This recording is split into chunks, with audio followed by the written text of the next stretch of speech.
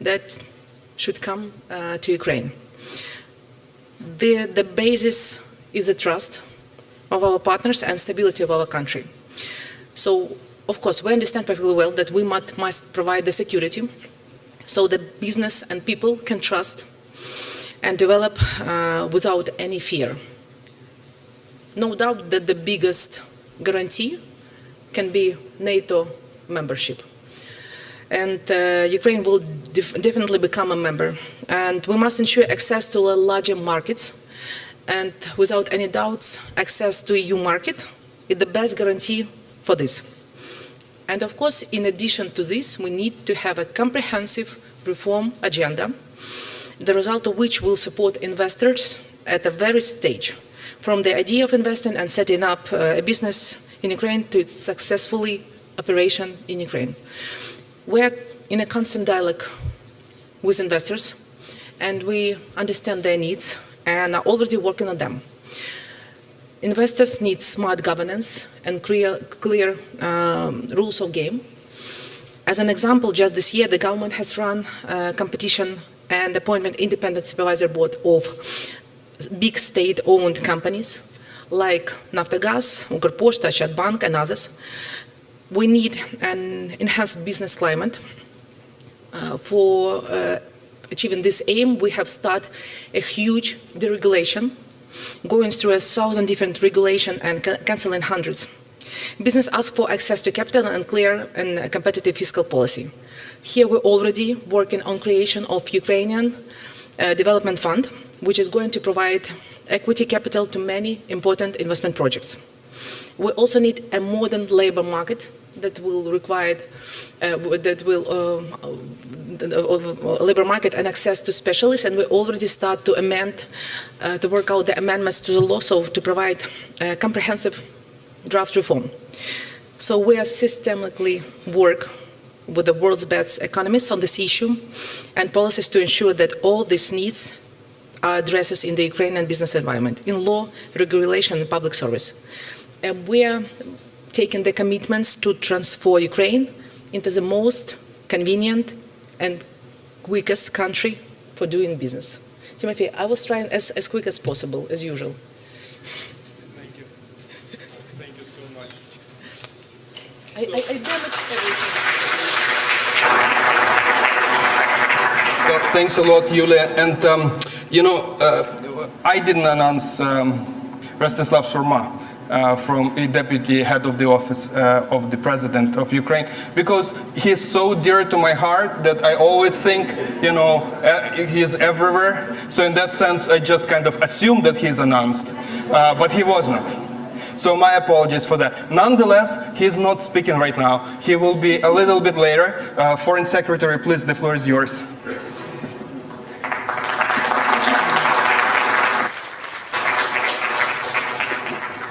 Thank you. This is all about adaptation. This is about flexibility and adaptation. We're demonstrating that today. Look, thank you for coming here.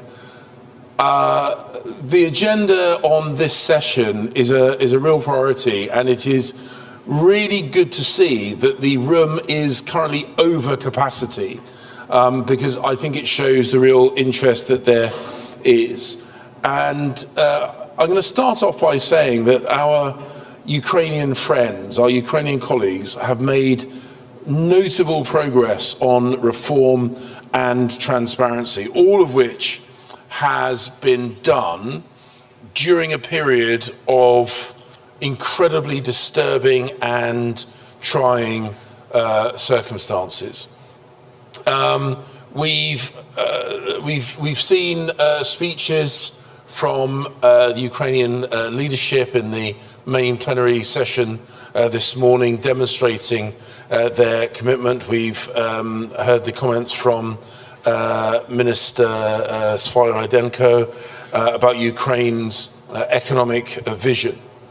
But we should recognize that reform has many purposes, but all of those purposes serve to improve government standards and government effectiveness. Now, the primary aim of reform in Ukraine, in this instance, is to boost investor confidence and bring in the money that Ukraine needs for its reconstruction.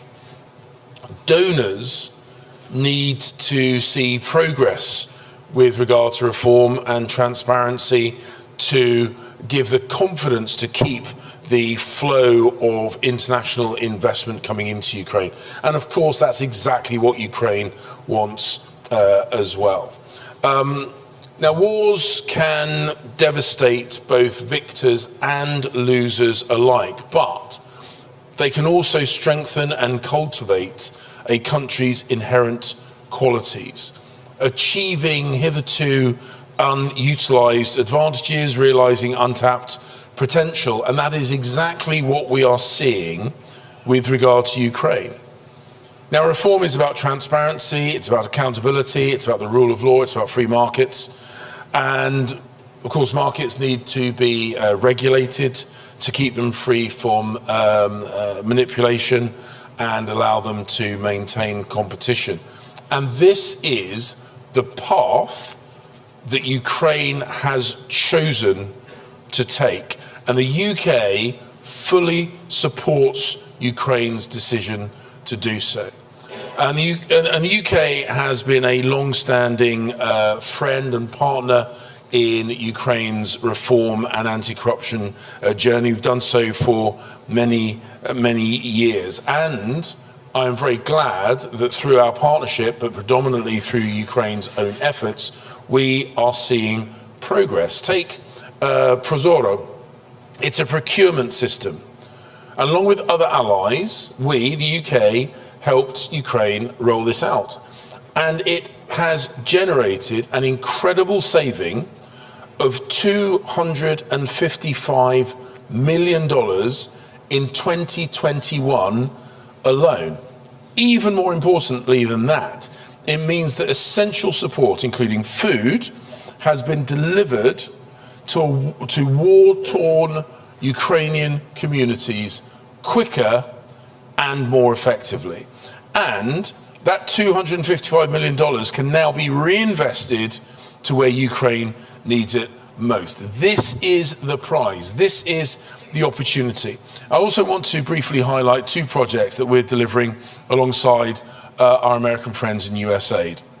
The flagship TAPAS project is building transparency and accountability into public services in Ukraine. We are putting £12 million into the project.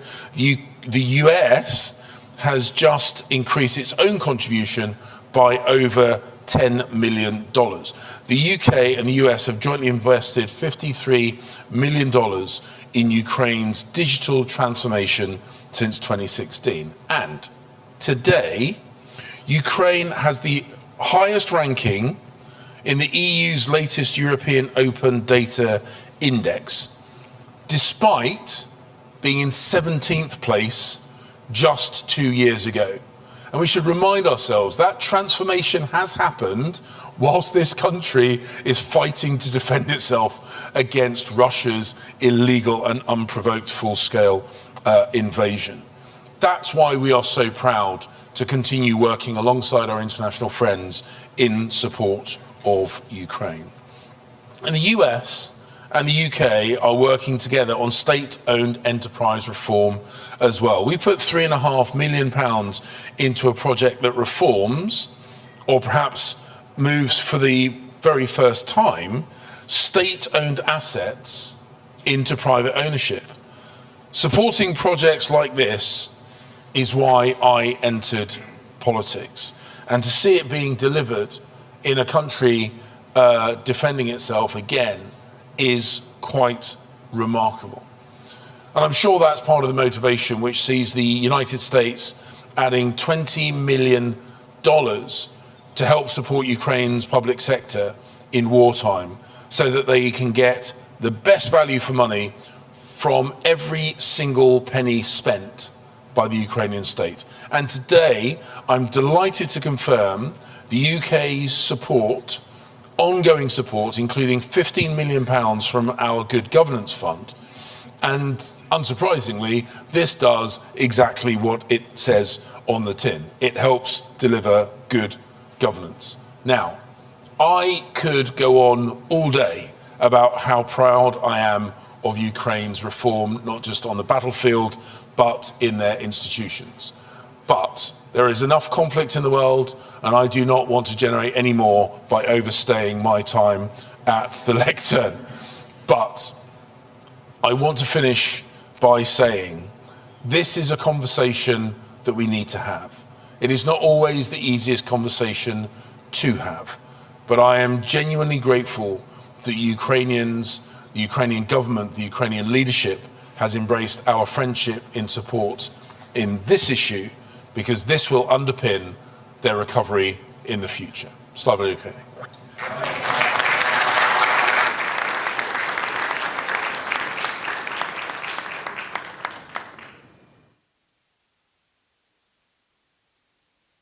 Okay, good afternoon to everybody.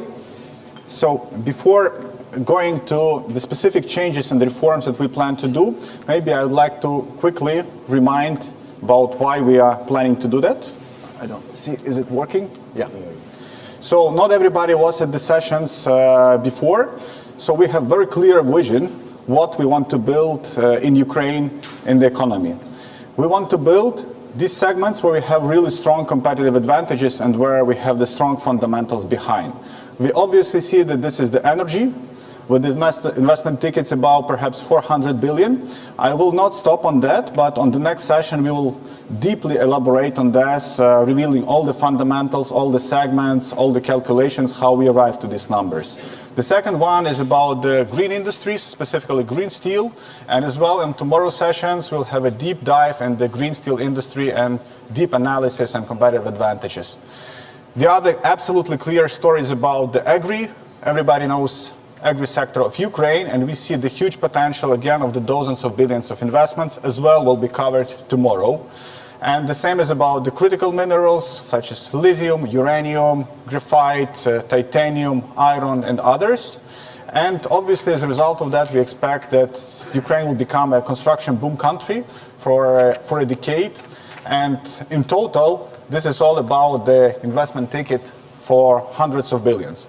But now, what we need to do and change for this to happen? There are two things before we speak about the reforms that perhaps are much bigger than all the reforms together. The first one is NATO and the other one is EU.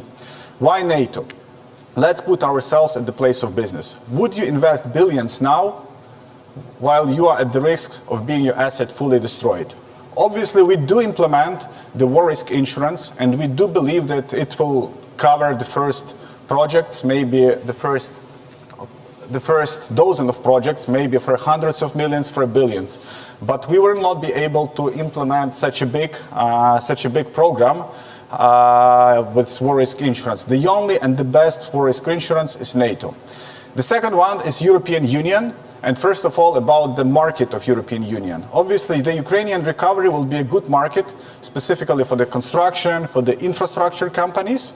But the main value of all these segments, of all these ideas, is about the access with the competitive products to the European market. Now, what homework should we do in Ukraine to make ourselves competitive? The first one, perhaps, will be about the law enforcement agencies and judicial reforms. I think this is perhaps the most complicated topic because I think nobody has a clear answer to it. Let's be frank. There are many roadmaps, many action plans. Some of them are being already fulfilled for 2-3 years, but still we are not yet there.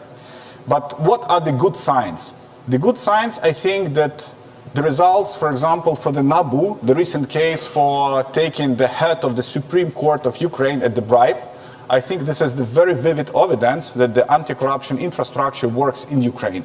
Because I can hardly imagine any other country in the world where as well corruption exists in the courts, where this type of operation would happen. What we plan to do in the courts fundamentally? We plan to segment it into two big categories. Everything which is immaterial, we want to convert to digital courts, because we have a good track record with our digital public services, and the courts will be one of them as the next. Everything which is about material, commercial, and administrative courts will be under very tough supervision and analysis of the fair practices there in the courts. As for the law enforcement agencies, I think quite quickly, just after this conference, you will see the next steps that we will take. I think it's about the weeks. But finally, what we want to implement, that there is only one window of communication for the business. There are no 4, 5, 7 agencies that are visiting the business on the different matters and the bribes as a result of this contact. There will be only one with the opportunity to communicate on all the matters. Number 2 block is about the digitalization. So everybody knows about the progress that we have done with the DIA and with the digitization of public services. We plan only to enhance the speed of the public services that we will provide, because the logic is very simple. If there is no physical contact with the bureaucrat, there is no risk of corruption. And there is one more important step that I believe that we will take. I cannot tell you definitely that we will do, because it is still under discussion, but under the very deep and serious discussion with the whole team, with the president, with the prime minister, we want to be the first fully cashless economy. We know that there is a lot of debates about this from the different stakeholders, that we are eliminating the rights of the people with no cash, but we believe this will be the very effective tool to eliminate, I think, 95 to 99% of all the corruption cases in the country, if there is no cash at all. And I think we come in the nearest months with the roadmap and with the final decision whether we do it or not. But I believe the decision will be yes. Next item. What is important else for the business? The competitive tax system. Because I see the representatives of many multinationals in this room, and when you plan where to put up your next facility, your next headquarter, you check on the multiple criteria, and the tax rates is one of them. So if you want to compete with our neighboring countries, we need to offer the rates which are in fact not worse than they offer, because they have many other advantages. This is number 1, and number 2 is the system of communication and administering. And here we'll go back to the full digitization of the process. The next block, which is really important, is about access to finance. You could hardly find a project in any industry, in any company, which is funded fully from the equity of the owners. It's always about the blend of equity and the blend of loans, about different types of loan products. That's why we will increase our work with trying to access to the export credit agencies, setting up the Ukrainian Development Fund, which will be running very intensively together with BlackRock, with JP Morgan, with McKinsey, who are now consulting us on setting it up, and on the accession, obviously, to the European Union funds, structural funds, to build up different industries. Next one, labor market. Unfortunately, Ukraine has inherited quite post-Soviet regulation for the labor market. We plan to change it quite fundamentally in the nearest half a year, I think. What do we mean? First of all, this is the easiness of hiring and firing people. This is about the model of paying the salaries, moving to the hourly wages from the monthly salaries, removing the limits for the working weeks, working months, because we need to rebuild the country and we need to provide the right and freedom for every person. If the person wants to work 60 hours per week to rebuild the country, let him or her work. We should not limit that. Next block, about as you see, we are speaking about liberalizing and about the free economy. But for the free economy, we need to have the strong regulators. And here we have 3 very important items. Item number 1 is the antitrust. Unfortunately, at the moment, the antitrust agency is not operating full scale in Ukraine, and we plan to adopt the new law in the nearest weeks, I believe next session or the one after the next, which was developed together with international partners, which will provide the true capacity to our antitrust agency. Number 2 is the financial market regulator. The law is developed, it's being approved in the committees. I think there are final 5 to 7 points that we are still discussing. Again, it was developed together with the international partners, and I believe a month or 2, it will be fully adopted and implemented in Ukraine. And the energy sector, here we have finished, because the law has been adopted 2 weeks ago. The new regulator, which was fully agreed in terms of the authority with the European Commission and European Energy Council is now in place, and physically will build up this capacity, I think, within the next months for the energy regulator.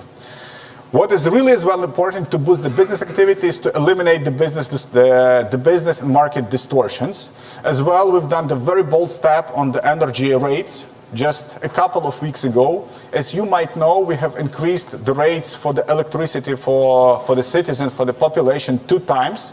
You can hardly find any country which has done this during the war, because we have analyzed multiple cases, and I must say in the 99%, the governments have been very populistic in keeping the rates at the flat level and not touching them before the end of the war. And we did it. The same we have to do for many other products, and we are intended to change it. As well, we plan to enhance the access of the private capital to the sectors which have been traditionally led and owned only by the government. The sectors like the education, like the healthcare, like the infrastructure, and others. Next item, privatization. We definitely will go with the massive and scalable privatization. Just to confirm that, we have recently, just 6 months ago, started really big privatization for the small and medium enterprises in absolutely digital model through the Prozoro system. And the results have been impressive. The price and the tickets for the same enterprises that have been sold before the war, during the war have increased 2 to 3 times. And already we have got, since the half a year during the war, more than 5 billion in receipts from the privatization. And we expect that this number will grow exponentially further. And for those companies that will stay or government-owned or partially government-owned, they will all be corporatized and will be structured under single sovereign wealth fund and properly managed as the holding company. Capital amnesty. We've done an unsuccessful effort to do the amnesty of capital in Ukraine just half a year before the war. No result. So we think that we will suggest a very bold approach of implementing full amnesty of capital with no implementation, with no exclusions, because we need to mobilize all the capital that is in the country to transform and rebuild our country. And perhaps the final page, where we want to win in the competition. Every company which considers where to put the facility, again, checks where to do and where to build. And unfortunately, we have very few competitive advantages to our neighbors. And one of them, we will believe, is the easiness to build the facility. Today, I think Ukraine is perhaps the most simple, the easiest country in the world to set up legal entity. You can do it online within a couple of hours. And we want to repeat the story for the physical facility. And here we break down the task to 4 main items. The first one is about land allocation and functional use of land. The draft of the law is ready and will be submitted to the parliament in the next weeks. The second one is about the connecting to the utilities. Any facility needs electricity, gas, water, and others. Unfortunately, in Ukraine, I think this is the very weak place because it's very bureaucratized and very complicated. It will change fundamentally in 3 to 4 months. Architecture and municipality approvals. My colleague Alexander Kubrakov has already spoken on that, and the law is already voted, which fixes 70 to 80% of these issues. And I think it will be soon approved finally. And the residual part will be again fixed within half a year. And the final one is about the environmental approvals. Unfortunately, they are often overcomplicate the process for 3, 4, 6 months. As well, we plan to liberalize this substantially. And just to summarize, we are intent to fully comply with the European standards and European rules. But we think that for the transitory period, for the intensive recovery, it may be 3, 5, 7 years, I think we should have a special regime. Special regime for the taxes to become really competitive. Special regime for some of the approval procedures to become much more liberal than the typical European standards. Because we need to build, build, and build. And the only bottleneck for these projects should be the resources and the capacity of the investor and the engineering process, but not the bureaucratic approvals. This is the way that we start now, and we'll reach our final target. Thank you.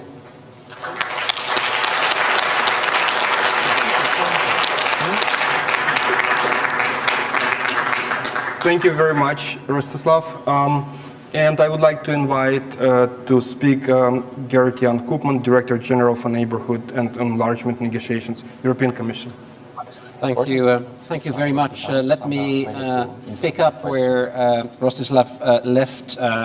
He set out, I think, a compelling vision for an economic growth model anchored on two principles, as you said it, NATO membership and EU membership. And maybe I can talk a little bit about what EU membership, or rather working with the EU, eventually becoming a member, offers this compelling vision. I think there are essentially three pillars that are relevant in this context. First, there is a big market. It's the world's biggest free market. And in fact, we have already today integrated Ukraine to a very large extent through an unprecedented free trade agreement that actually no third country has. So Ukraine benefits from an exceptional series of autonomous measures giving access to large parts of the internal market today already. So this is not something that eventually becomes available when union membership materializes. This is something that is there today. Secondly, the process of accession itself, I think, can best be understood as rewriting the software of a country. It's really about modernizing vital processes, essentially aiming at modernizing the fundamentals of democracy, putting in place good governance, the rule of law, strong anti-corruption practices, respect of fundamental rights, and also an economic reform agenda that makes you fit for an internal market where free competition and fair competition reigns supreme. So simply by going through a process that maybe at first sight looks bureaucratic, in fact you modernize your economy. And what you've been talking about in many instances in terms of the reforms you're undertaking are in fact reforms that you need to do anyway to become a member state. So membership is like an economic North Star for the country. And we know that our Ukrainian friends see it this way, but we in the Commission also see it this way. And as you heard our President say this morning, we will work tirelessly with our Ukrainian partners to help them to become a member by introducing the necessary reforms. We know it is a lot of work and there are no shortcuts. You cannot cut corners. You actually need to do all the hard work. But what we see, and that was the message Mrs. von der Leyen gave this morning, is that you are embracing this very energetically. I cannot, at this juncture, say very much about where the Commission will come out in October, but what I can say today is that there is an enormously strong reform drive across a wide range of important chapters. So the modernization is starting already today and is making good progress. The third element is financial support. The Union, the EU and its member states have supported Ukraine and Ukrainian refugees, of which there are about 10 million in the EU, to the tune of 70 billion euros since the start of the war. That, I think, is the largest support we've ever offered a third country, but it is totally and utterly justified given the horrendous situation the country faces and the fact that it is fighting for our European values. Now, going forward, we all know that rebuilding the country will be costly and will require sustained reform going forward. And that is why yesterday the Commission proposed a very significant multi-annual 4-year financial package of 50 billion euros that not only would contribute significantly to funding the state as it reestablishes sound public finances, but also, and that's the crucial message for the private sector here in the room, would create a Ukrainian investment facility that would cover, through guarantees, many of the risks that investors would take as they invest in Ukraine. That plan will have to be specified in terms of its investments and in terms of its reforms, which obviously will have to be articulated with its European path. And payments under the plan will be conditional on progress on these reforms. The reason that I'm elaborating it is that we've just seen the presentation of a plan, and obviously Ukraine can only have one economic reform plan. So we will be working hopefully with our Ukrainian partners in the coming weeks and months to ensure that the Ukrainian reform plan, the economic plan, is also the foundation for this new instrument. And we hope that the international community can come on board and contribute equally to this plan. Now, I'm a very optimistic person because I know that enlargement and integration in the EU's internal market has lifted the generation of countries that joined in the 2000s to levels of economic prosperity that, frankly speaking, no one could have expected at the time. All these countries were growing 6 to 7%, not for a few years, but for 2 decades. And some of them now, I'm thinking of some of the Baltic states, the Czech Republic, are actually reaching levels of prosperity that soon will be above the average in the EU. So that is a message of hope. If the accession process and the reforms are well managed, the prospects for the country can be incredibly positive. And I think that's a message investors in the room should take home and reflect on. Thank you very much. Thank you.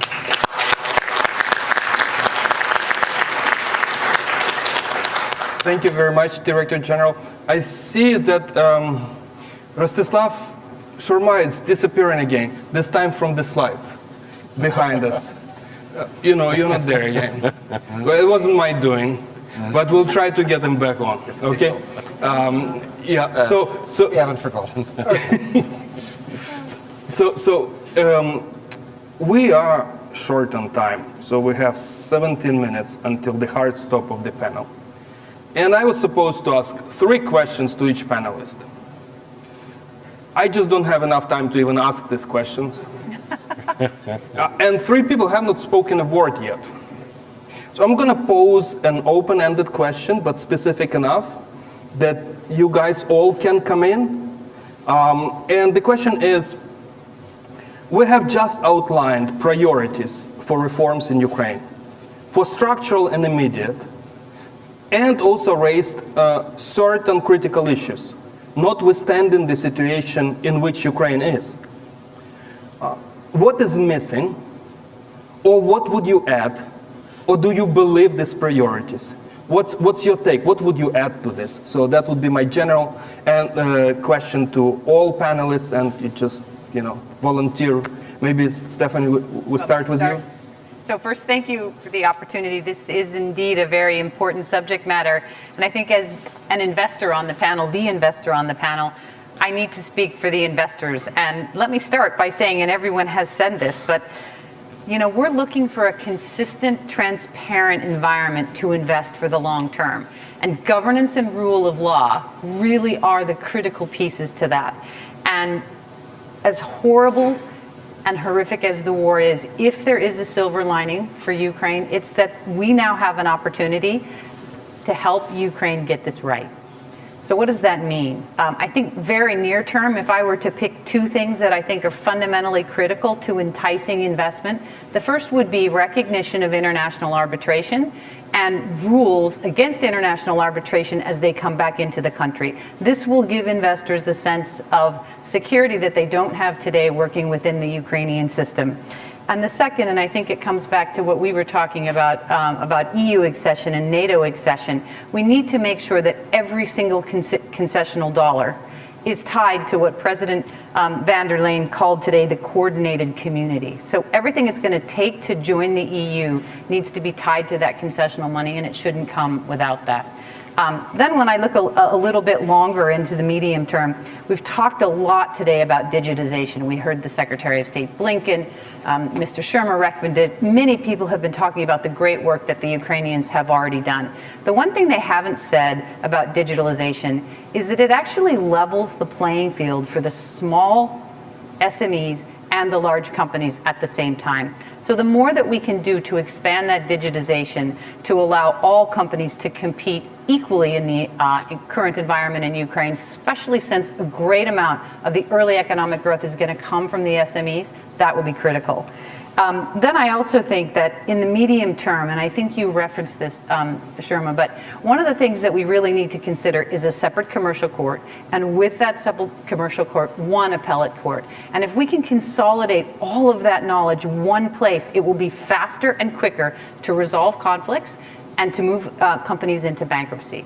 And if we can do that now, I think you will really, again, be signaling to the International Investment Committee that you're really serious about reforms. And then I think the last thing, and it's been touched on today, but maybe not quite as much as I would have liked to see it, is really the role of civil society and the private sector together. So I look back at Afghanistan and I say to myself, why did 2.4 of the $7.8 billion that was given to Afghanistan disappear? Was because there was no civil society watching over the disbursement of that money. Ukraine has a very deep, very rich civil society that we all need to continue to support.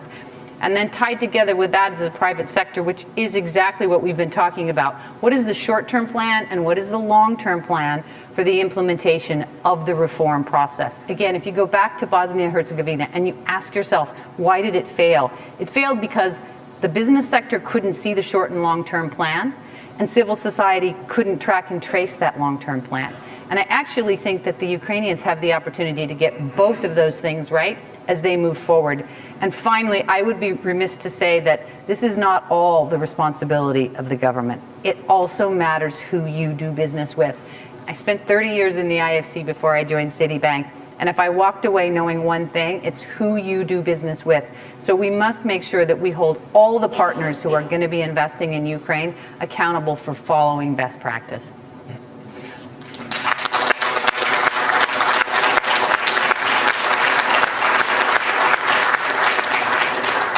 Thank you very much. I'm now going to turn to, this threat, I guess, of all corrupt officials in Ukraine, the director of the National Anti-Corruption Bureau of Ukraine. What's your take? Are you going to build the anti-corruption culture for good in Ukraine, or is it just still work in progress? In progress, actually. But we can keep going. Я відповідатиму українською, з вашого дозволу. I'm going to speak Ukrainian, so please use the microphones, not microphones, sorry, your headsets. We talk a lot today about the openness, transparency, and the recovery process. The leaders of different countries talked about during the opening of plenary session. And on one side, it goes here about the deep systemic reforms. З іншого боку, це про сильні антикорупційні органи, про сильну антикорупційну інфраструктуру.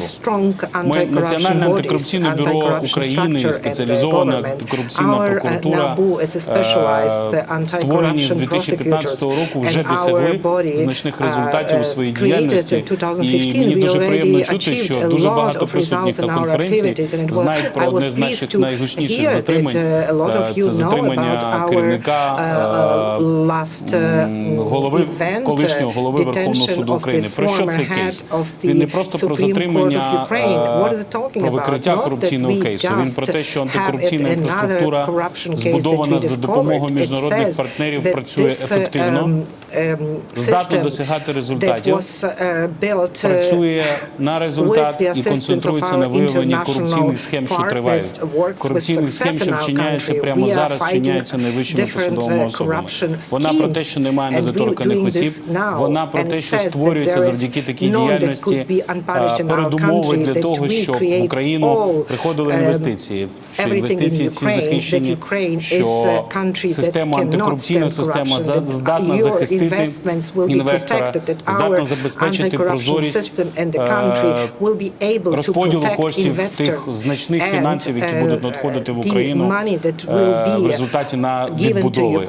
Але потрібно говорити про те, що потрібно посилювати антикорупційну інфраструктуру і суттєвою частиною, важливим документом, який схвалив уряд, є державна антикорупційна програма, де значна частина стосується саме посилення антикорупційних органів. Це НАБУ, САП, ВАКС, посилення їхньої інституційної спроможності, збільшення їх штатної чисельності, створення експертної установи, відновлення електронного декларування і багато різних важливих аспектів, які дозволять антикорупційним органам працювати ще більш ефективно.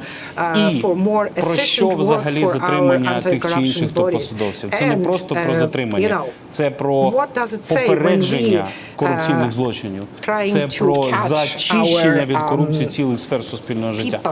І чим сильніше буде антикорупційна інфраструктура, чим сильніше будуть антикорупційні органи, тим кращим буде інвестиційний бізнес-клімат. І найголовніше, що боротьба з корупцією – це найбільший запит на сьогоднішній день українського суспільства. Найбільший запит українського суспільства, який суттєво зріс після повномасштабного вторгнення Російської Федерації. Тому ефективна боротьба з корупцією, забезпечення прозорості – це в першу чергу забезпечення запиту українського народу на справедливість. Дякую. Thank you very much. So now, Victor Nistula, you're the chair of the RISE Coalition of Ukrainian civil society organizations. How do you see the role of the civil society in helping Ukraine become prosperous and fully democratic during and post-war? Yes, thanks. Last but not least, civil society. Thanks for inviting us and giving the space.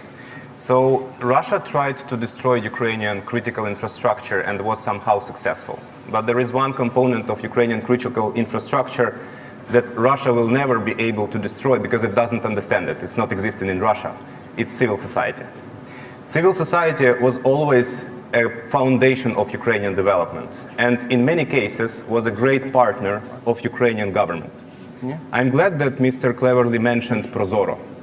Prozoro is an exceptional example of how cooperation between civil society, government, business and international partners brings results. So it's a world-class procurement system that also inspired UK.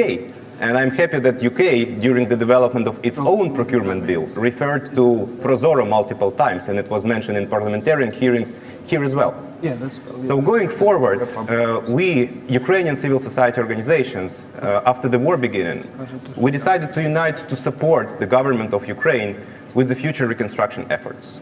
And for us, RISE is not just a rise of Ukraine. It's foundation, reconstruction integrity, sustainability, and efficiency. Integrity is not possible without transparency and accountability. And Ukraine, before the war, was the most transparent government in the world, official rating. Obviously, war has its own impact. And right now, we do have some limited access to information and open data.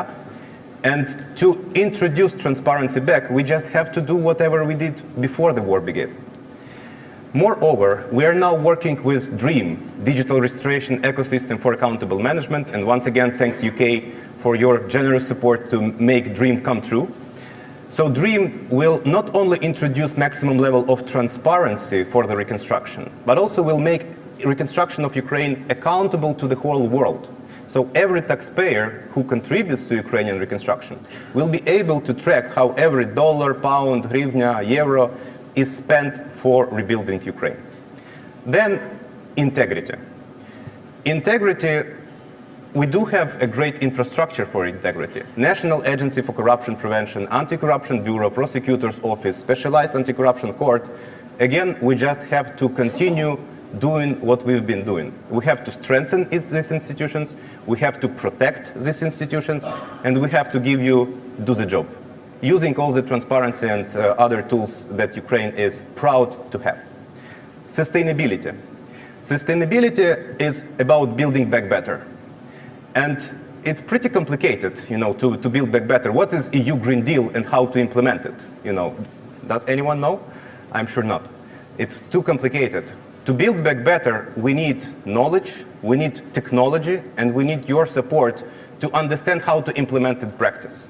So please help us with these reforms, and business, please bring your technology to Ukraine, not just use Ukraine to rebuild. And lastly, efficiency. Efficiency is about capability and capacity. We do have some challenges with Ukraine civil service reform.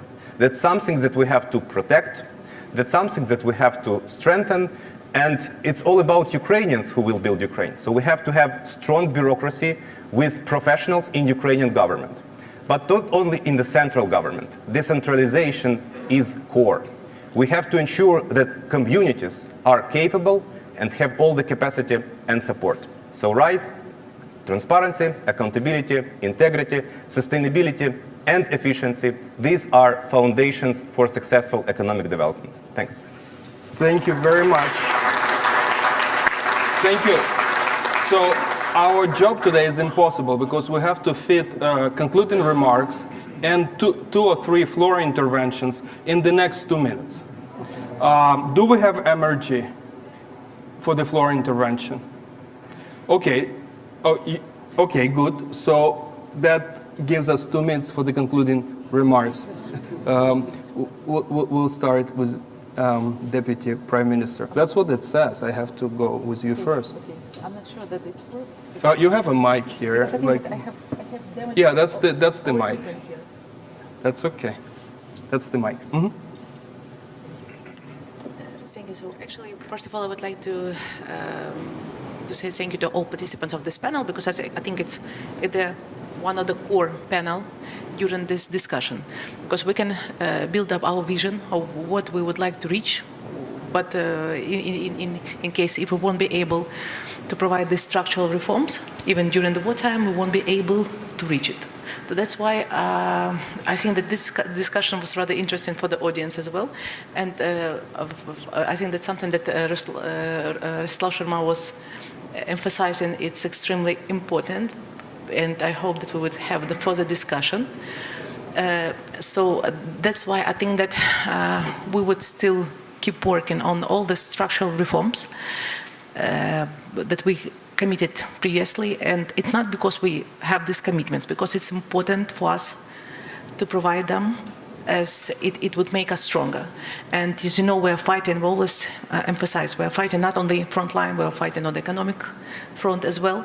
So that's why it's extremely important for economy to keep running, to provide all these reforms.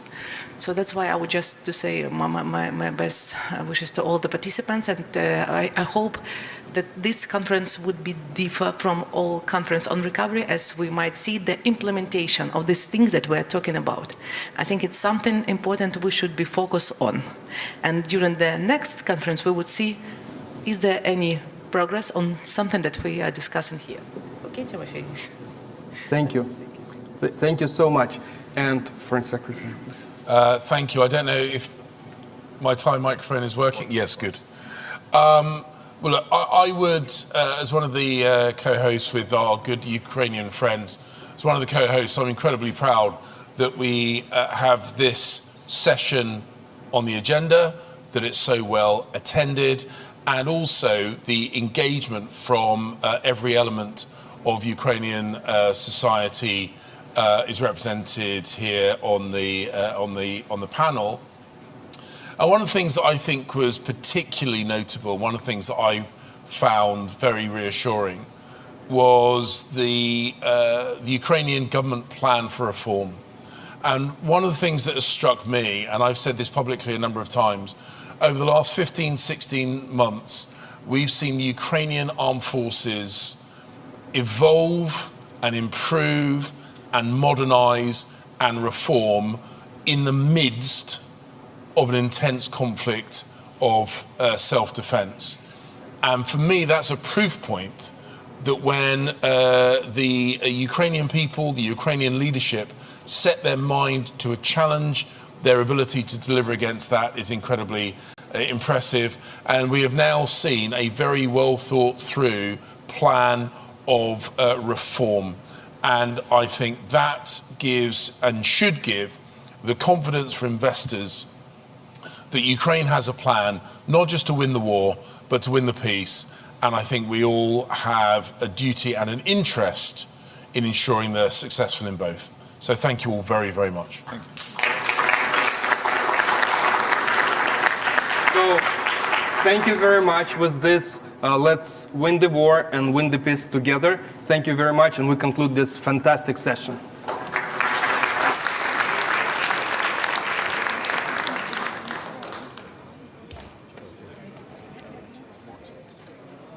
Right, thank you, mate. Right. So, thank you very much. With this, let's win the war and win the peace together. Thank you very much, and we conclude this fantastic session.